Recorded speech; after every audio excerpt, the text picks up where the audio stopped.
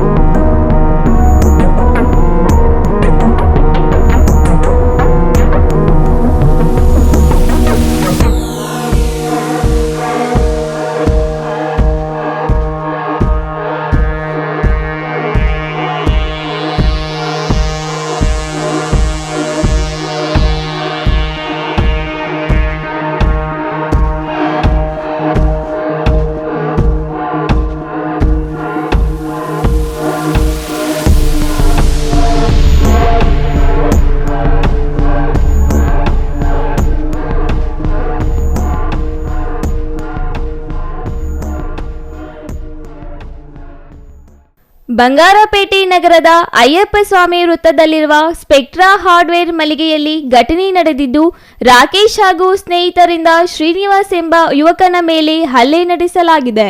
ಕುಡಿದು ರಸ್ತೆ ಮಧ್ಯೆ ನಿಂತಿದ್ದ ರಾಕೇಶ್ ಕಡೆಗೆ ಶ್ರೀನಿವಾಸ್ ಗುರಾಯಿಸಿ ನೋಡಿದ ಎಂಬ ಕಾರಣಕ್ಕೆ ಜಗಳ ತೆಗೆದು ಹಲ್ಲೆ ಮಾಡಲಾಗಿದೆ. ಮಳಿಗೆಯೊಳಗೆ ನುಗ್ಗಿ ಹೊರಕ್ಕೆ ಎಳೆದೊಯ್ದು ಕಿಡಿಗೇಡಿಗಳು ಹಲ್ಲೆ ನಡೆಸಿದ್ದಾರೆ. ರಾಕೇಶ್ ಹಾಗೂ ಸ್ನೇಹಿತರು ಹಲ್ಲೆ ನಡೆಸಿರುವ ದೃಶ್ಯಗಳು ಸಿಸಿಟಿವಿಯಲ್ಲಿ ಸೆರೆಯಾಗಿದ್ದು, ಗೂಂಡಾವರ್ತನೆ ತೋರುವ ಕಿಡಿಗೇಡಿಗಳ ಅಟ್ಟಹಾಸಕ್ಕೆ ಬ್ರೇಕ್ ಹಾಕಲು ಸ್ಥಳೀಯರು ಒತ್ತಾಯಿಸಿದ್ದಾರೆ. ಬಂಗಾರಪೇಟೆ ಪೊಲೀಸ್ ಠಾಣಾ ವ್ಯಾಪ್ತಿಯಲ್ಲಿ ಘಟನೆ ನಡೆದಿದೆ. Eshwar, CTV news, Kolar.